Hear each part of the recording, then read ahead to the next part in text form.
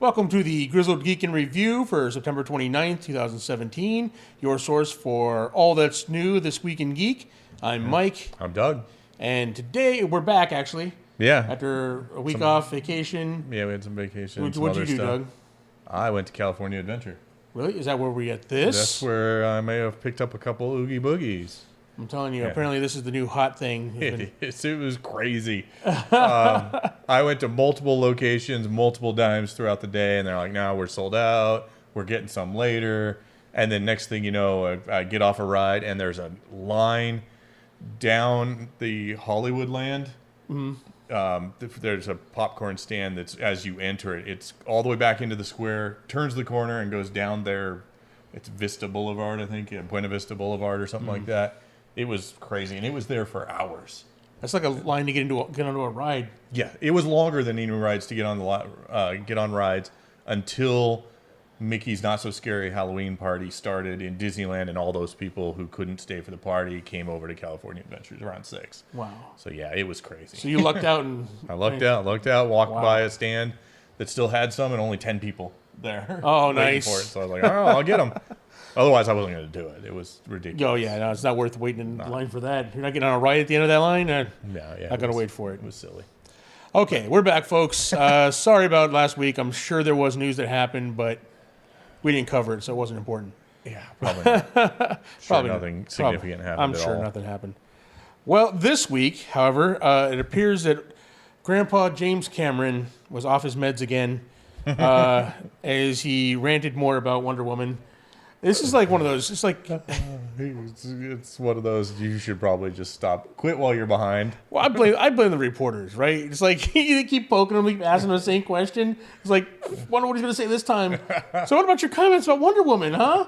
It's like that old man, slightly racist old man. You keep asking him weird questions about the war, just to hear the response.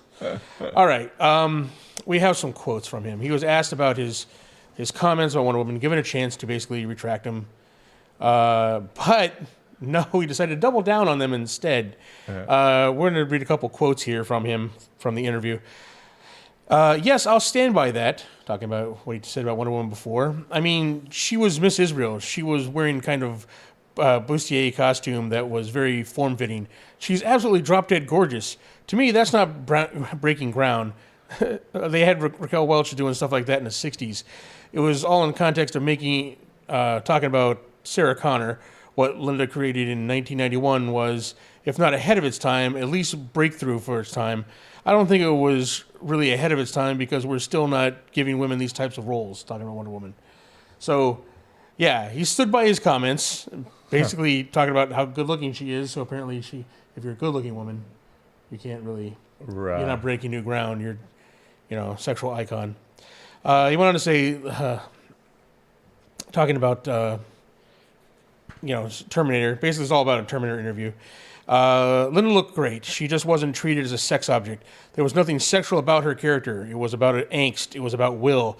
It was about determination. She was crazy, and she was complicated. She wasn't there to be liked or oogled, but she was central to, and the audience loved her by the end of the film. So as much as I applaud Patty directing a film that Hollywood letting a woman direct, letting's in quotes there, letting a major action franchise, I don't think there was anything groundbreaking in Wonder Woman.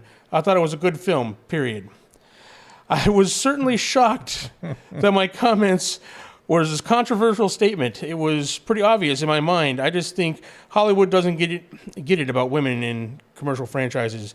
Drama, they've got that cracked, but the second they start to make big commercial action films, they think they have to appeal to 18-year-old males or 14-year-old males, whatever that is. Look, it was probably a little bit of a simplistic remark on my part, and I'm not walking it back, but I would add a little detail to it, which is I like the fact that sexually she had the upper hand with the male character, which I thought was fun. So, kind of praise at the end of that for, I guess. Yeah. I think... I don't know. I think James Cameron, first time it came off as jealous. I mean, a little bit of jealousy, maybe. Maybe. Maybe he doesn't feel like Sarah Connor gets the credit she deserves as a groundbreaking character or something. He was always known for having these strong female characters in his movies, and now to come and attack Wonder Woman like he did. I don't know. I mean, clearly he finds Gal Gadot attractive. You mentioned that several times. So, all right. Well, James Cameron at it again. We didn't stop asking this guy. Like I said, man, he's old man. Old men say weird things. Yeah, definitely. Keep asking him this kind of stuff. You're going to get crazy answers. Yeah. Hopefully, I don't sound like James Cameron when I'm 70. So. Well, all right, let's head over to Venom then. And we've got a potentially key role and no specific name to the role. Just a key Venom role has been cast with Oscar-nominated Michelle Williams from Manchester by the Sea taking that role, which, again, we don't know what it is, but she joins the likes of Tom Hardy and Riz Ahmed in a Spider-Man universe movie with no Spider-Man. This is bizarre. I mean, what kind of world we live in where a Venom movie without Spider-Man attracts this kind of talent? Right. You know, I mean, the only reason I'm interested in this is because of the talent they've got. Around this. I was never a huge fan of Venom. He's an okay character. I'm not super into it, but I don't understand how you do a Venom movie without Spider-Man, considering the Venom's origin, how tied he is directly to Spider-Man. It doesn't make any sense to me. Yeah. So I don't know. So there we go. Some casting news for you guys. Michelle Williams. That's odd that they attracted that name to this. Yeah, and I can't think of, like I said, I'm not a huge Venom fan, so I don't know the characters or if there are any kind of like staple characters that are there all the time. Well, like, wasn't it his wife? She got taken over by the suit at one point. And I don't know. Is this going to be Eddie Brock? I don't even know. We don't know if it's Eddie Brock or not. No idea who this character could be. Yeah, so it may be a fresh character they just invented for the movie. Who knows? Maybe without Spider-Man, it doesn't make any sense. But we'll see it. We'll find out more. All right, kids. You want to see an exclusive behind-the-scenes snippet for Avengers: Infinity War? Well, you have to go see Coco. Disney's partnered with National Cinemedia's new service, Nuvi, News and Movies. Yeah, I guess kind of smashed together. Mm-hmm. That's an awful name. To launch behind-the-scenes snippets for some of their movies to play before trailers in movie theaters. Nice. So, like, you know, you go in there and you got like the annoying commercials for usually it's for upcoming TV shows or, you know, cars or whatnot, you know. Yeah. Well, now they're going to have, Disney's going to put stuff out, and they're doing them for stuff like Star Wars, The Last Jedi, Avengers: Infinity War, Black Panther, A Wrinkle in Time, Incredibles 2, Han Solo, and more. And they're all going to start with Coco, and it's going to run through next June. Yeah. Next June, I think. Oh, wow. So, trying to drum up some support for the least anticipated Pixar movie ever. Yeah, Coco will do okay. It's Pixar. Well, yeah, people go and see Pixar movies. I'm just saying, I think it's the least anticipated one. It is, probably. Nobody's talking about it. I mean, I'm more excited about it than that in any of the Cars movies, but, you know, true enough, outside of the Cars franchise, I love Pixar. Yeah. You know? So, but yeah, I mean, I want to see behind the scenes for all these different things, right? So, I mean, that's pretty, these are some big pictures that they're going to do behind the scenes, and they're exclusive, you know, so what you're going to see is, you can only see in the theaters, so. Now, was there any indication that you can go to Nuvia's site or... They're going to have months after... which one? Yeah, months after they're released, they're going to have it on their site where you can see it. Oh, no, I meant, are you going to be able to tell which movies to go see? Oh, no, I have no idea yet. All right, we'll have to look. We'll try and find that out for you. Yeah, we'll see if we can find that out. But, yeah, right after our theater now has assigned seating, so I didn't have to show up early. Now I'm going to have to show up early again. Yeah. Just to see these behind-the-scenes extras, so. Yeah, true enough. All right. Olivia Munn may have let slip that X-Men's Dark Phoenix may be a two-parter. A two-parter? Two-part movie. And that's, again, no confirmation from Fox on this. But there are also extras who are saying they're going to be returning to Montreal after the winter to do more shots. Now, whether those are pickups... I mean, you don't usually. I don't know that you bring in extras to do pickups, but but that might be full blown filming for a second movie. So interesting to see how that goes. A two-parter. Yeah. All right. Well, moving on to Terminator updates. Speaking of James Cameron, which is what he was being interviewed for in the first place when all this other stuff come up with. We have a release date for the new Terminator movie, July 26th, my birthday, 2019. Nice. That's too long. I don't want to wait that long. Yeah, which is for a good Terminator movie. Well, here's the thing: is I'm trying to drum up excitement for Terminator movies, but I mean, after Genesis, Salvation, and Genesis, and what was the third one, or the one with the female Terminator? I don't know. Liquid Terminator. I don't know what it was. I've stopped. Bunch of bad ones. All right. In fact, they're going to. This Terminator is going to take place right after 2. It's going to be a sequel to Terminator 2, and they're going to ignore the rest of them. They're saying it's a bad dream. It was a bad dream. I don't know whether they're going to have, Sarah Connor wakes up in a sweat. It could have been so much worse. Yeah, exactly. John Huey wake up in a shower. It was all a dream. I don't know exactly what they're going to do that, or they're probably not going to mention them. They're probably just going to ignore them completely. Yeah, that would be good. But this release date is kind of weird because it's in the middle of summer, in a huge packed summer for movies, right? And in fact, they're squeezing it right in between Disney's Lion King live action and the Top Gun sequel. Okay. So they've got high hopes for this. I mean, again, this is not James Cameron. James Cameron's producing it, but he's not directing it, right? Yeah. Tim Miller is. Tim Miller's a great director, so... Yeah, I'm excited about that. We'll see. I mean, he's a great director. He did Deadpool, but that was good. So, we'll see. The big news, Linda Hamilton's returning as Sarah Connor, and she joins Arnold Schwarzenegger. So they're hoping that bringing back the original cast will kind of reignite the franchise. They wanted to pass the torch to a younger cast, kind of like The Force Awakens did. Now... When I hear that, I'm not really sure how I feel about the whole thing. I mean, they're trying to compare themselves to The Force Awakens, which Star Wars is on a different level than Terminator. Terminator is great. Don't get me wrong. I love the first two Terminator movies. First two.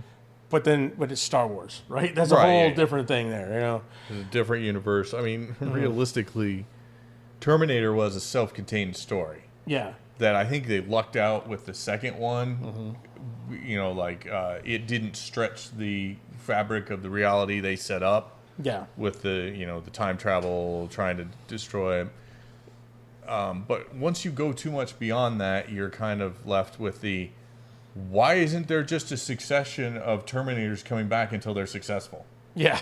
At that point, once you go beyond the first two movies, you stretch the bonds of credibility with why would they ever stop until they were successful? Right, yeah. And so, the first two, you can kind of go, those were fun movies. I'm going to not ask too many questions. Right, yeah. But when you try and make a franchise that keeps going and going... Time travel is messy business, folks. Yeah. But there we have it. You're up to date now on all the Terminator news coming out so far. Yeah, So... I'm sure there'll be plenty more in the next 2 years. Happy birthday to me in 2019. All right. More tension between ABC and Marvel after the dumpster fire that was the Inhumans preview. That hasn't even aired yet. Hasn't even aired yet. That's a dumpster fire. Oh, my gosh. It's come out now that ABC wanted to cancel Agents of S.H.I.E.L.D., but that Disney stopped them and forced them to renew it for its 5th season. Yeah. But every indication is that this will be the last one. Probably. I mean, the last season was amazing. Yes. It has gotten, in my opinion, progressively better every season. Yes. Every season has been better than the season before. And this last one was, it was really good. It was great storytelling, awesome characters. They upped their CGI game. Everything was better than it had been. So... why they wanted to, why they're in this little rivalry with Marvel, I don't understand. But apparently, the ratings weren't where they wanted to be for Agents of S.H.I.E.L.D. After, so I don't know. Apparently, people have given up on it, and I understand why early on. Like a lot of people I know of watched the first season because it's like Agents of S.H.I.E.L.D. I want to see this, right? Yeah. And then they're like, this sucks, and they bailed out and haven't come back yet. Which is sad because they're really missing out. If you stick through to season 3, right from season 3 forward is really good. Yeah. So I mean, I liked season 2. So season 2 wasn't bad, But I mean, it was better than season 1, definitely. Like you said, it's gotten better every season. But you got to give it a shot. I don't want to say is that people need to be a little patient, right? If you remember back, how bad was the first season of like look at Star Trek. Like all their first seasons were pretty bad. Like Deep Space Nine, one of my favorite series of all time, didn't really get good until season 3 or 4.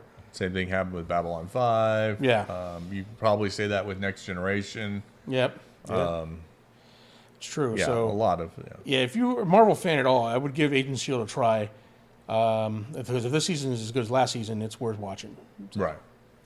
All right, we're going to move on to another section here before we get into comics. Editorial section where me and Doug give our opinion, not that we don't with these regular shows, news stories anyway, about a couple things. We have a couple today where we're going to start off with what we're looking forward to, the rest of the year, right? Right, okay. So it's coming up on October, right? Mm-hmm. 3 months to go, the end of the year. Yeah, we had our dry spell. Now we're coming up to where it's going to be jam-packed for the next 3 months. Yeah, we only got 3 months left in the year, and it is packed with stuff we're looking forward to. All right, I'm just going to throw a name out there, Doug, and you tell me how excited you are about it.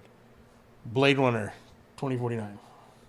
Pretty excited. Yeah. Not Marvel movie excited, but I'm pretty excited. I am a fan of the original Blade Runner, and the previews I've seen for this one, it got me intrigued. It's getting really good ratings so far for early reviews. It looks really good. It's a little different, but blends pretty well with the visuals on the first one. Mm-hmm. There's a lot more light in it, but it's kind of like the lights like fire, mm-hmm. Kind of like fires going, so I'm kind of like, there's still that dystopian, destructive tenor to it. So I'm really looking forward to seeing where they take the story. I'm looking forward to this after watching an interview with Denis Villeneuve talking about why he took this project, right? Mm-hmm. He's a great director, 1. 2, he's such a huge fan of Blade Runner. He took this because he was afraid of anyone else screwing it up. So now, is that egotistical? I don't know. Hey, cool. Yeah, it's nice to have somebody who's a fan of the original property and enthusiastic about it. Now, did you like the director's cut of the original property? I mean, there's so many versions of the original one. Gosh. The ultimate director's cut. I honestly can't tell you if I have seen every version of the movie or not. Where Harrison Ford's the replicant, where it pretty much comes out and says it. Maybe. That's one of those things that I've heard it so much that it's like, did I see that? Did I see that or did I hear it? People just tell me that. All right. So, fair enough. I will have to go back and watch. We're excited for Blade Runner. Yeah. We'll let you know how it is. All right. Probably for me, the most, I don't know, it's kind of toss up with Star Wars, but Thor Ragnarok. Yeah, I think it's my most anticipated. Yeah. More so, amazing. It has surpassed Star Wars in my looking forward to it, mostly because of things Mark Hamill is saying about that. So now I've got a little trepidation about Star Wars. Yeah, you're kind of like a little nervous, but don't screw this up. Thor looks amazing. Yeah. Obviously, I'm a huge Hulk fan, so I'm excited for it. And I tell you what, Taika Waititi, I was a fan of everything he's done. But when I heard he was going to do a Marvel movie, I was like, really? What? I mean, it's nothing like anything he's done before, right? So, I mean, his movies are hilarious. Mm-hmm. I'm like, this guy does comedy. Why is he doing this? But it looks amazing. I mean, it's like Jack Kirby come to life. Jack Kirby drawings come to life on the screen. So, super excited about it. All right. Stranger Things Season 2. That's probably my most anticipated TV thing from the whole year. Yeah. More so even than Defenders. Yes. Love Defenders, but man, I'm looking forward to Stranger Things. Oh, yeah. Stranger Things. I mean, Stranger Things was a phenomenon. I mean, it was. It was, yeah. It tapped into that vein of, nostalgia, 80s nostalgia and horror and everything people were looking for, but they didn't realize it until they saw it. I mean. And every actor in that show was perfect. Yes. They all did an amazing job. There was no. I mean, initially, like the first few episodes or whatever, the older brother, Will's older brother, whose name escapes me, and the other high school boy who's kind of a bully, they kind of annoyed me until, about halfway through the season. I'm like, okay, I like both of these characters. Yeah, with the twist with the bad guy, I was like, oh yeah. So it's super excited for season 2 of Stranger Things.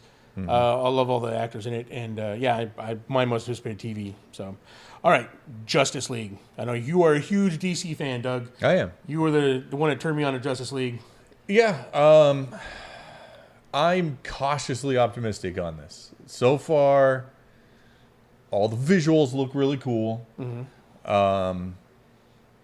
I'm liking the news I'm hearing about, like Lex Luthor's not going to be in the movie. They're getting rid of him. Even if it's just name dropping of the Green Lanterns, I like that. Yes. Proof that they're in the universe. Yeah. And Joss Whedon coming and tinkering with stuff. I am looking forward to it. Yeah. And I am cautiously optimistic that it's going to be. Some of the early screenings, they said that Jeff Johns said that Flash was the standout, was the fan favorite. Really? For the early screenings. Yeah, I'm trying to ignore the early screenings because I've heard conflicting things from the early screenings of, like, oh yeah, that looked pretty good, to that was boring, or I didn't get what was going on, or whatever. So I'm kind of like, man, I'm going to ignore all you people and just wait and wait and see it. See, as a DC fan, whether it pans out. I hope it's good. I also am cautiously optimistic about this. So, all right, finally, rounding out the year, Star Wars. It's Star Wars. It's Star Wars. I can't even say. I'm definitely looking forward to it. Yeah. I'm gonna go see it. I'm gonna go see Episode 9. Though I will be pissed if they turn Luke to the dark side. I think that is the dumbest thing they could possibly do. Yeah, me too. But we'll see. It's Star Wars. Asking whether you're gonna go see Star Wars is like asking whether you're gonna eat dinner at Thanksgiving or So Star Wars. I am excited about the previews look good. Mm-hmm. There's not been any. Rian Johnson has not. He's like the only director that didn't have any behind the scenes issues. We haven't heard anything. Oh right, yeah. After all the problems with Star Wars directors going on, he's the only one that just everything's fine. No one had to come in and replace him or rewrite stuff. I'm just nervous about all the stuff that Mark Hamill's saying about how he doesn't like the direction they took his character and things like that. So we'll see. Okay. I am looking forward to it though. Well, there you have it, folks. Packed year at the end of the year. Now, yeah, definitely. I have a small. Yeah, this is all you because I haven't watched either of these. Small rant. This editorial is going to be the Orville versus Star Trek Discovery. Now, when I saw trailers for these months ago, I was like, okay, Star Trek Discovery. What the hell am I going to watch this for? Yeah. And Orville was like, oh, that is my most anticipated show. I want to watch this. Yeah. Looks hilarious. Looks hilarious. Yeah. Now, having watched, slight spoilers here. Yeah, slight spoilers. A few episodes of the Orville and the first episodes of Star Trek Discovery, I can honestly say that everything's been switched. Star Trek Discovery is a really good show.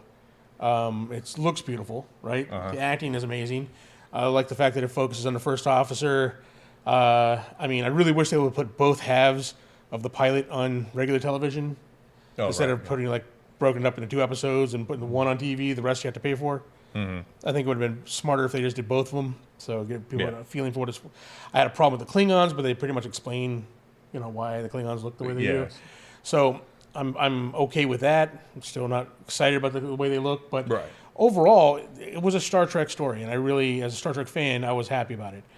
Orville, on the other hand, man, I don't know what this show is trying to be. I don't think it does either, from what you've told me. It looked hilarious. I thought it was going to be a comedy spoof of Star Trek. Which would have been amazing. But it tries to take itself a little too seriously, I think. It's like a funny episode of Star Trek. My problem with it is it hasn't committed one way or the other. So it's too serious to be a spoof of Star Trek. Right. And it's not funny enough. I mean, it's not funny enough to be a spoof, but it's too funny to be a serious sci-fi, to be taken seriously. Yeah. There's too many goofy things in there, right? They either need to tone down the comedy a little bit or ramp it up. One of the two. Because right now it's right in the middle, and I don't know how to feel about it. Yeah.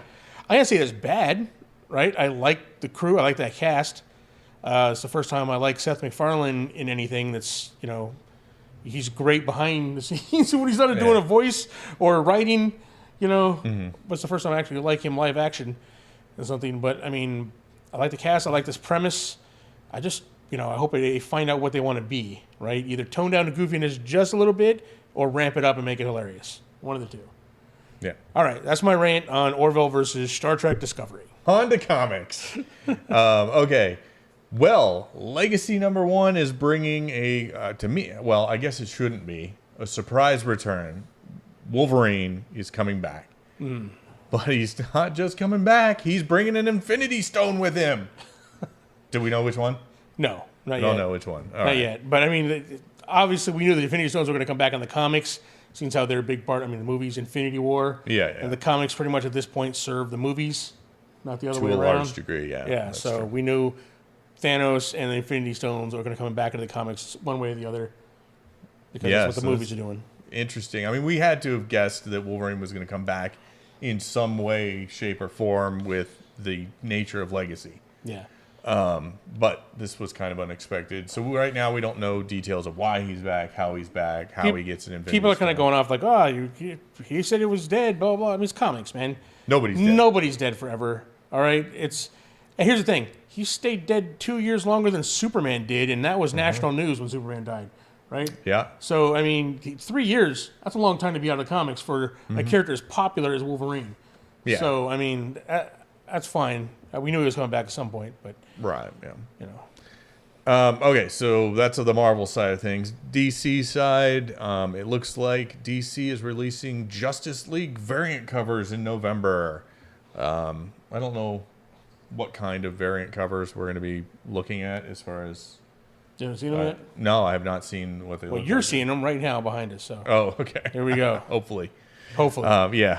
So Atomic Comics $9.91, Superman $35, Aquaman $30, and then Detective Comics, Justice League, and Trinity. No numbers yet on which ones they're going to be there, but they'll all be have special covers. Basically, they all look like they do in the movies, right? So, all the covers look like the characters from the Justice League movie. So Aquaman looks like Jason Momoa. Wonder Woman looks like I think they Gal should Gadot. change. I think they should change him in the comics to look like that. That is a great look for Aquaman. It is a great look for Aquaman. Better than any of the recent looks for Aquaman. So hey, I agree. I'd be down with that. All right. Well, that's it for comics. Gaming. We got. For those of you who watch, we do a reaction to Ruby, the Rooster Teeth animation. Yep. It is really good series. Really good series, and they're coming out with a board game for it. Rooster Teeth and Arcane Wonders are teaming up to bring us the Ruby Combat Ready board game. Right. It's on Kickstarter right now. As of this recording, it was already 2/3 funded with 31 days to go. Yeah. So it should make its goal no problem. And this game looks fun. You take the role of one of the girls in the show, right? And you're basically fighting one-on-one with bad guys. While your team fights Grim and a whole bit. And there's different. It's like decks of maneuvers and combos. Basically, it's a cooperative game. Yeah. It looks like a lot of fun, and if it can capture the feeling of the animation, then I'm super excited about it. So it'd be cool. Currently you just have Team Ruby. Yeah. So maybe in the future they'll bring other teams. If it does out. well, we've seen Team Juniper and all the other ones. Yeah, I'd be excited about that. So go ahead and check it out. It's on Kickstarter right now. We'll have a link down below. Well, there you have it, folks. Another week in the can. We're back. We should be back on a regular schedule. We have another Does It Hold Up for Monday. Yeah. I did not post a Star Wars yesterday, but I'll get back on the schedule with that next week. Slacking. Hopefully Sunday I'll also have a Sentinels of the Multiverse game up. Nice. So, and then we'll get back on track with stuff now that we're back from vacation and taking care of stuff. Pretty much the only show that's not interrupted or hardly ever is Ruby. That's because we film pretty far ahead. Yeah. So a few weeks. So. All right, that's coming out. So please leave your comments below, like and subscribe, tell your friends about us, check out our other shows on the channel. We are on our ramp up to 1,000 subscribers. Final March, we're almost there. Final March, yeah. I think we're only 20 away, something like that. Something like that. We should hit that soon. And if you want a chance to win a special Grizzled Geek design T-shirt, the way to do that is be a subscriber, like and comment on one of our videos, and we're going to pick a random person for each of our shows to win one of the shirts. So we're going to give one away for the news, one away for the Ruby Reaction, one away for Star Wars, and give one away for Does It Hold Up, and Grizzled Game Masters. Yep. So be sure to like and if you want a chance to win, 5 chances to win, like and subscribe, or like and comment on all of them, Right. And you have a chance to win. Or just become a patron on Patreon, and then you'll get one for sure. Absolutely. If you don't want to take your chances with the random pick, become a patron, and all of our patrons, we're going to get one of the shirts. So super excited about that. Thank you all for helping us get to this point, and thank you for watching. We will see you next week. Thanks.